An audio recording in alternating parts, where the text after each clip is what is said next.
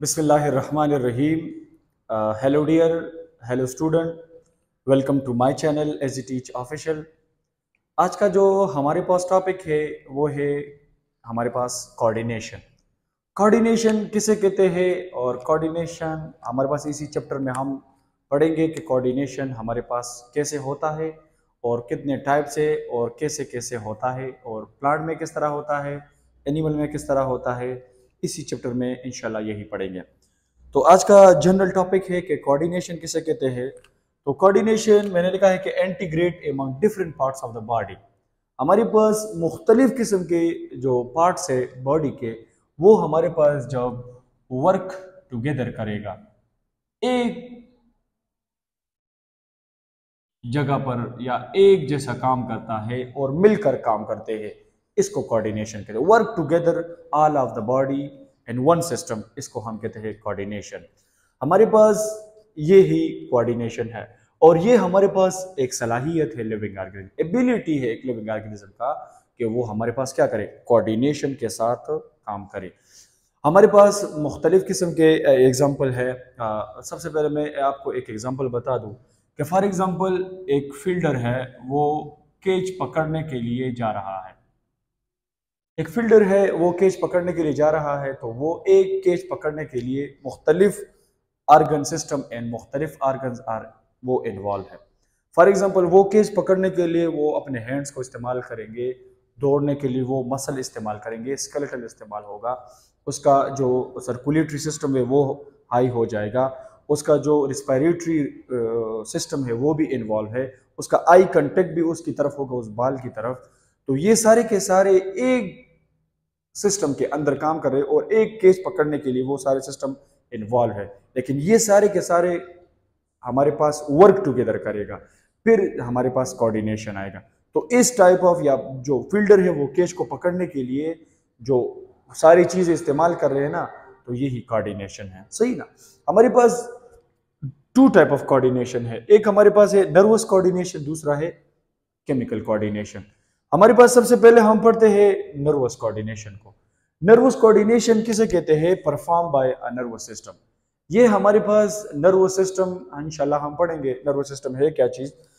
हमारे पास ह्यूमन में एक सिस्टम होता है जिसका नाम है नर्वस सिस्टम, जो हमारे पास बना होता है न्यूरॉन से। Neurons make the nervous system. Neuron हमारे पास the basic structural and functional unit of nervous system, basic structural unit and functional unit of living organism।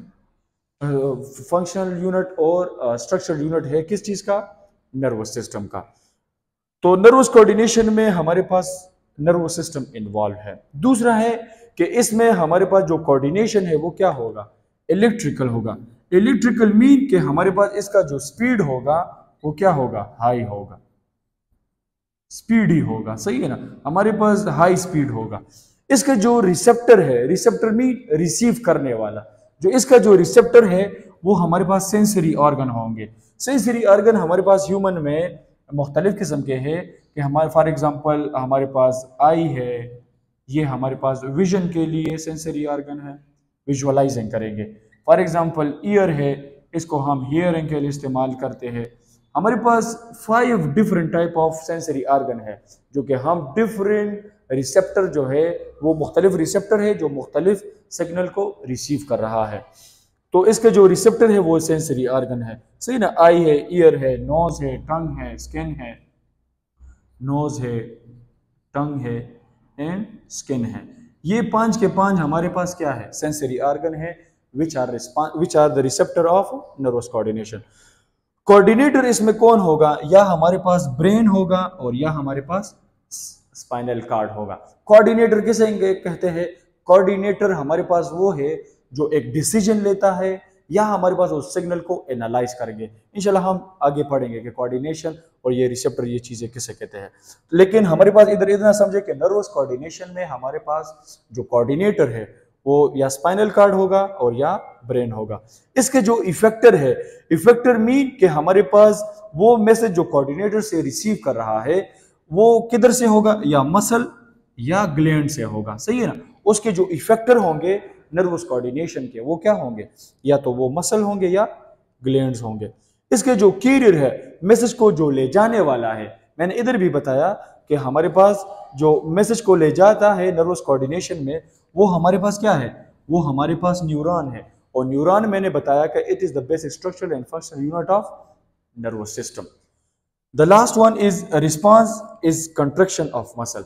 अगर हम इसका रिस्पॉन्स देखेंगे तो वो हमारे पास किस में होगा कि कंट्रैक्ट होगा। क्या कंट्रैक्ट होंगे, मसल। हमारे पास जब मसल कंट्रैक्ट हो जाएंगे उसको हम क्या कहते हैं, response of the nervous system कहते हैं, सही है ना, या नर्वस कोऑर्डिनेशन। तो नर्वस कोऑर्डिनेशन में ये 4-5 बातें हैं कि ये हमारे पास क्या है, इसी तरीके से नर्वस कोऑर्डिनेशन होता है। तो it is also the type of coordination. The second type of the coordination is chemical coordination. Chemical coordination perform होता है हार्मोन की वजह से। हार्मोन हमारे पास है क्या चीज, ये हमारे पास एक केमिकल है। क्या है, केमिकल है। और ये हार्मोन हमारे पास या तो प्रोटीन से बना होता है और या स्टीरॉइड से बना होता है। इंशाल्लाह हम डिटेल में पढ़ेंगे हार्मोन को इन द नर्वस कोऑर्डिनेशन जब हम स्टार्ट करेंगे। हमारे पास इधर हमारे पास इलेक्ट्रिकल कोऑर्डिनेशन था ना, इधर हमारे पास हार्मोनल कोऑर्डिनेशन है। हार्मोनल कोऑर्डिनेशन में कि हार्मोन की वजह से वो कोऑर्डिनेशन होता जा रहा है। इसका जो कोऑर्डिनेटर है, जो मैसेज को एनालाइज कर रहा है या डिसीजन लेता है, वो हमारे पास क्या है, एंडोक्राइन ग्लैंड है। इंशाल्लाह एंडोक्राइन ग्लैंड को भी हम डिस्कस करेंगे, लेकिन मैं इधर इतना बता दूं कि एंडोक्राइन ग्लैंड हमारे पास डक्टलेस ग्लैंड है। क्या है, डक्टलेस। डक्टलेस कैसे कहते हैं, डक्टलेस उस ग्लैंड को कहते हैं या उस टाइप ऑफ ग्लैंड्स को कहते हैं कि जो हमारे पास इसका स्पेशल ट्यूब नहीं होता है फॉर दियर सिक्रीशन, और वो हमारे पास ब्लड स्ट्रीम में डायरेक्टली जो है वो क्या हो जाता है, सिक्रीट हो जाता है। उसको हम एंडोक्राइन ग्लैंड कहते हैं। इफेक्टर जो केमिकल कोऑर्डिनेशन का है वो मेनी बॉडी पार्ट्स हो सकते हैं। मेनी बॉडी पार्ट यानी फॉर एग्जांपल किडनी हो सकता है, वो लिवर हो सकता है, वो और भी मुख्तलिफ पार्ट्स ऑफ द बॉडी हो सकता है। इसका जो इफेक्टर था वो हमारे पास मसल हो या ग्लैंड्स होंगे, लेकिन इसका जो इफेक्टर है वो हमारे पास किडनी है, लिवर है, या हमारे पास अदर मेनी पार्ट्स हैं। इसका जो कैरियर है वो हमारे पास ब्लड है। मैंने इधर भी बताया ना कि हमारे पास ये डक्टलेस है। डक्टलेस मीन इसमें ये डायरेक्टली ब्लड स्ट्रीम में जो है अपना मैसेज या हार्मोन सिक्रीट कर रहा है। तो इसका जो मैसेज ले जाने वाला है वो क्या है, ब्लड है। और ब्लड हमारे पास टाइप ऑफ कनेक्टिव टिश्यू है, सही है ना। हमारे पास जो नर्वस कोऑर्डिनेशन का जो कैरियर है वो न्यूरॉन है, लेकिन इसका क्या है, ब्लड है। यानी कि और रिस्पॉन्स क्या है, वेरियस है, मुख्तलिफ के रिस्पॉन्स है। हमारे पास फॉर एग्जांपल है ग्रोथ। हमारे पास ग्रोथ जब होता है एक बंदे का, जब बच्चा छोटा होता है वो आहिस्ता आहिस्ता बड़ा होता है, तो ये भी हमारे पास हार्मोन की वजह से होता है। इस टाइप ऑफ कोऑर्डिनेशन को भी हम क्या कहते हैं, केमिकल कोऑर्डिनेशन है। या रीअब्जॉर्प्शन ऑफ H2O है। हमारे पास जब ग्लोमेरुलस फिल्ट्रेट में हमने हेमियोस्टेसिस में पढ़ा है कि ग्लोमेरुलस फिल्ट्रेट से जब वाटर रीअब्जॉर्ब होता है वो भी हमारे पास हार्मोन ही करते हैं। और वो हमारे पास हार्मोन कौन से होते हैं, वो मुख्तलिफ हार्मोन्स है कि वो हमारे पास रीअब्जॉर्प्शन ऑफ वाटर करते हैं। तो ये हमारे पास टाइप ऑफ कोऑर्डिनेशन थे। अभी मैकेनिज्म है कि हमारे पास कोऑर्डिनेशन होता कैसे है। हमारे पास 5 ऐसे चीजें हैं कि जो हमारे पास मैकेनिज्म है। सबसे पहला है stimulus, receptor, coordinator and effector and response है। सबसे पहले पढ़ते हैं कि स्टिमुलस होता क्या है। स्टिमुलस हमारे पास है सिंगुलर, और इसका जो प्लूरल है वो है स्टिमुलाई। क्या है, स्टिमुलाई। स्टिमुलाई या स्टिमुलस होता क्या है, किसे कहते हैं हम, any changes in the environment will initiate the response of the body. कोई भी चेंजेस एनवायरनमेंट में हो और वो आपकी बॉडी को इतना बनाए कि वो आप रिस्पांस शो करें, आपकी बॉडी वो उस काबिल हो जाए कि उसके आगे क्या करे, रिस्पांस शो करे। इस टाइप ऑफ मैसेज को या इस टाइप ऑफ चेंजेस को हम क्या कहते हैं, स्टिमुले कहते हैं। मैं इन सिंपल वर्ड आपको बता दूं, stimulus are special type of signal. सही ना, सिग्नल्स होते हैं कि वो आपको क्या करे, इस पर मजबूर करे कि आप कोई एक्शन करें, आप कोई रिस्पॉन्स शो करें। रिस्पॉन्स मीन कि आप कोई भी एक्शन क्या करें, शो करें। तो उस टाइप ऑफ चेंजेस को हम क्या कहेंगे, स्टिमुलस कहेंगे। सही है ना। The second thing is receptor. अभी ये सिग्नल कौन रिसीव करेगा, ये हमारे पास काम है किसका, रिसेप्टर का। रिसेप्टर हम किसे कहते हैं, receiver of the stimuli, receiver of the stimuli. इस इधर मैंने लिखा है कि the part of the body which receive the stimulus, वो पार्ट्स ऑफ द बॉडी जो रिसीव करता है किसको, उस स्टिमुले को, उस चेंजेस को जो एनवायरमेंट में हुआ है, उस टाइप ऑफ या उस पार्ट ऑफ द बॉडी को हम क्या कहते हैं, रिसेप्टर कहते हैं। मैंने इधर बताया है कि हमारे पास नर्वस कोऑर्डिनेशन में रिसेप्टर कौन कौन से हैं, सारे सेंसरी ऑर्गन है, आई है, ईयर है, नोज है, टंग है, स्किन है, ये सारे के सारे क्या है, ये हमारे पास रिसेप्टर है। तो रिसेप्टर रिसीव करता है मैसेज को from the external environment. Any changes जो हो जाए एनवायरनमेंट में, उसको जो रिसीव करने वाला है वो, उसको हम क्या कहते हैं, रिसेप्टर कहते हैं। सही है ना। इसी तरीके से हमारे पास जो कोऑर्डिनेटर है, कोऑर्डिनेटर में मैंने दो चीजें बताई कि इट एनालाइज द स्टिमुलाई, ये स्टिमुलाई को एनालाइजिंग करता है, स्टिमुलाई की एनालाइजिंग करता है और फिर बाद में डिसीजन लेता है कि इस तरह रिस्पांस शो करे, या इस तरह एक डिसीजन लेता है कि इस तरह रिस्पांस होना चाहिए, इस तरह एक्शन होना चाहिए। हमारे पास मैंने बताया कि हमारे पास जो नर्वस सिस्टम में है, नर्वस सिस्टम में जो कोऑर्डिनेटर है वो हमारे पास या तो ब्रेन होता है या हमारे पास स्पाइनल कार्ड होता है। वो मैसेज को एनालाइज भी करता है और वो डिसीजन भी लेता है। हमारे पास in the chemical coordination, in the chemical coordination हमारे पास एंडोक्राइन ग्लैंड जो है, एंडोक्राइन ग्लैंड जो है, एंडोक्राइन ग्लैंड को हम दूसरा नाम कहते हैं मास्टर ग्लैंड। सही है ना। मास्टर ग्लैंड क्यों कहते हैं, क्योंकि it is the coordinator of chemical coordination. तो हमारे पास coordinator in the nervous system या द नर्वस कोऑर्डिनेशन जो है वो हमारे पास क्या है, या तो ब्रेन है या स्पाइनल कार्ड है। लेकिन इन the chemical coordination endocrine gland is what, coordinator. The fourth thing is effector. Effector किसे कहते हैं, इफेक्टर वो पार्ट्स ऑफ द बॉडी है जो कोऑर्डिनेटर से मैसेज ले जाता है किसको,